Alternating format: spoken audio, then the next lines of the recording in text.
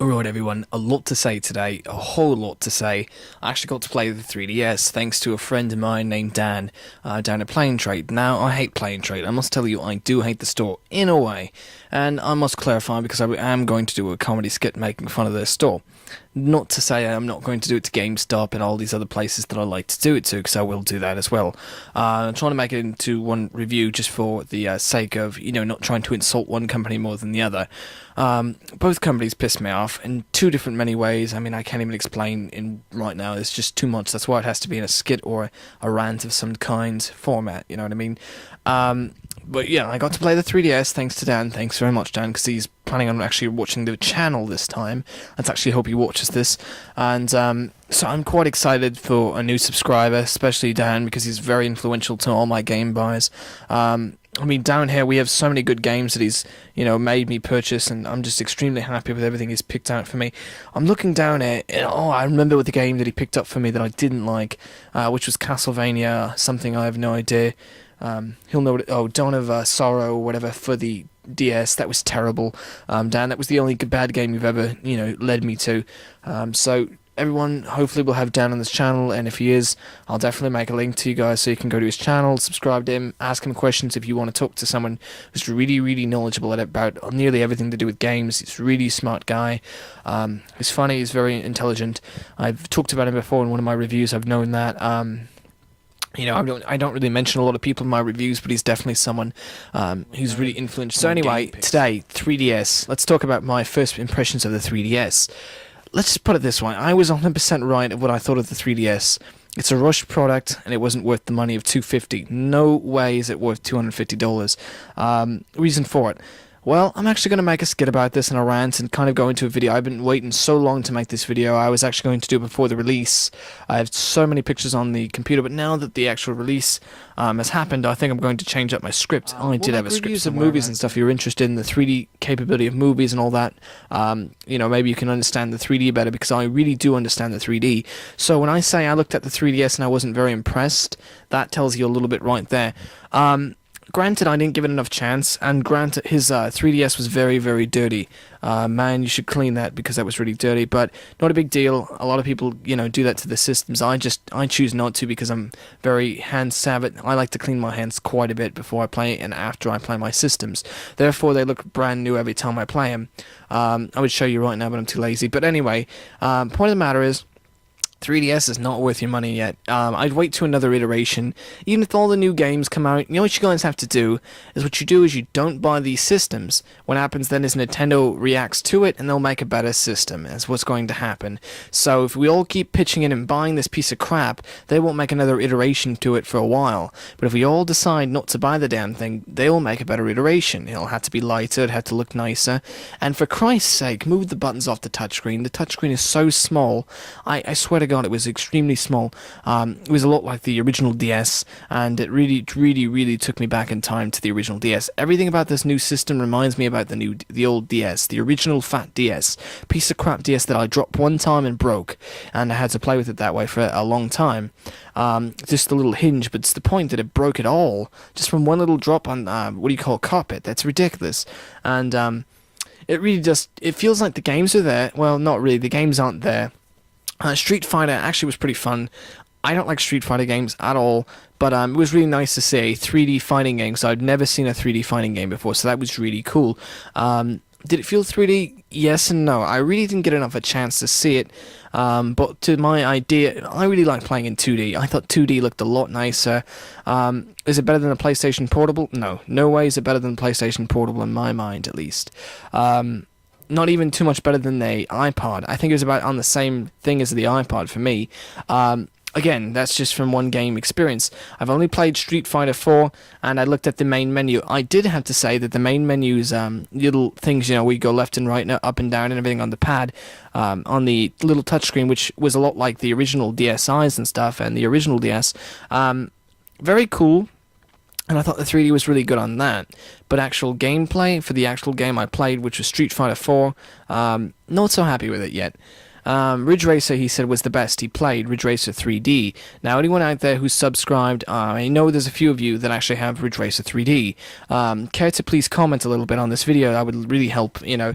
Tell me what you guys think about it. I'm hoping to get a little bit more experience from Dan. Hope you guys actually talk to him a little bit too when he gets on here. But yeah, I mean, really very nice of him to let me play with it. I mean, I'm sure he doesn't let everyone just go around and play with this system. I mean, because it's a personal system.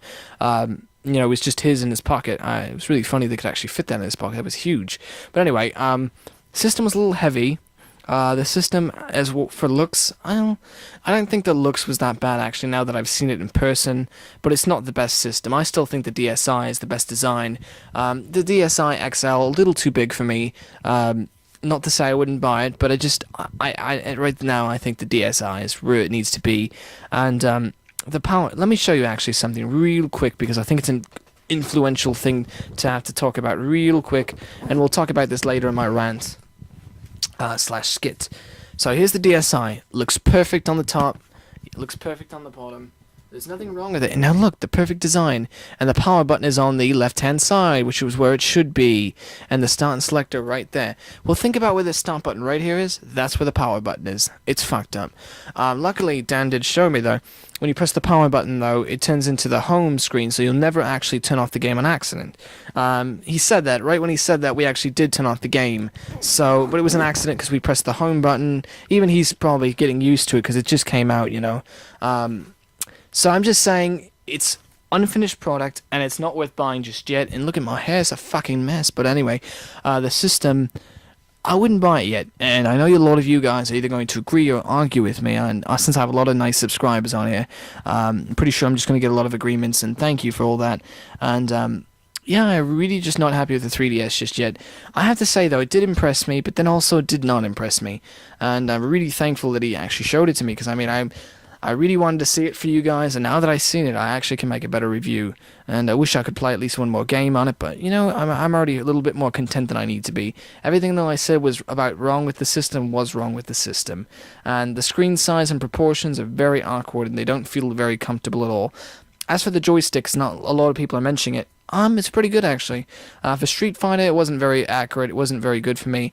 The D-pad, I didn't like the material the D-pad was made of. It had like a plastic substance feel to it, as well as the rest of the system, which attracts a lot of dirt and dust, which is why his system's really dirty and dusty, because it was in his pocket and all that.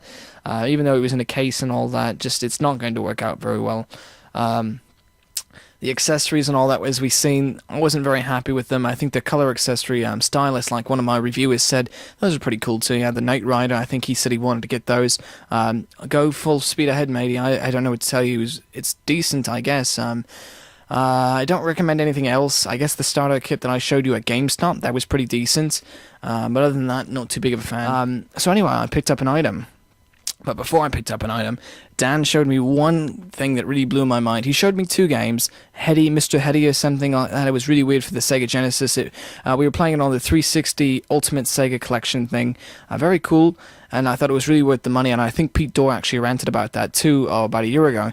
And he showed me a game called Comic Zone.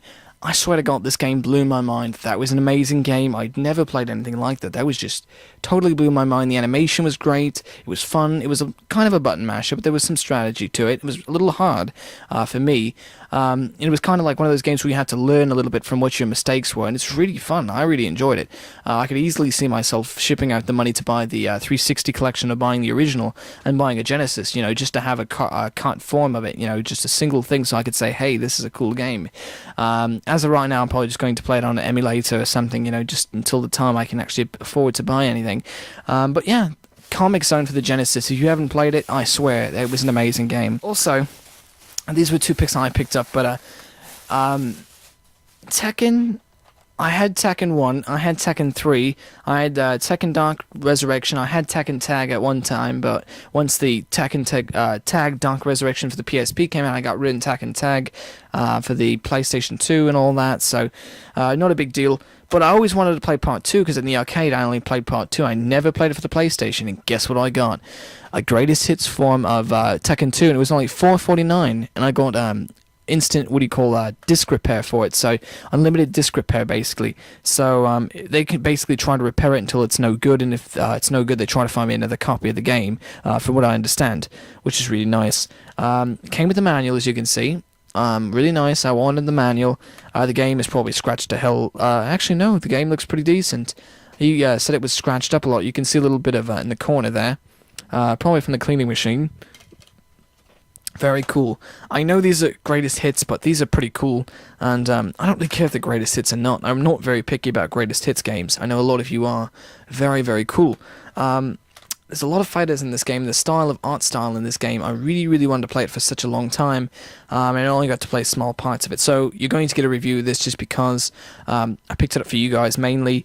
So I can actually complete my 1 through 3 reviews of Tekken, which I'll get to the third one after the second, apparently.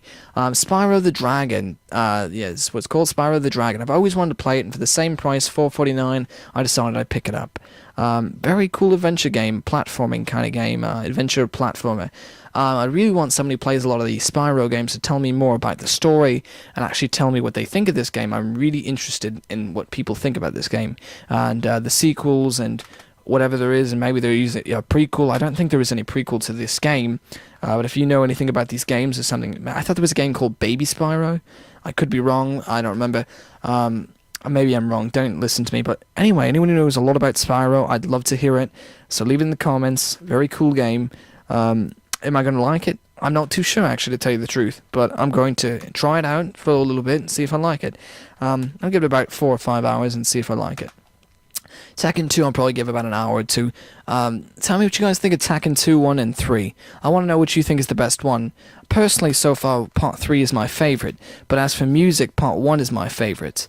Actual gameplay, though, Part 3 is my favourite because there's many game modes, and it was the most original fighting game at the time. Well, not most original, but one of the ones that standed out from the bunch. The mode that I loved the most was volleyball mode. That's the best mode of the game for me.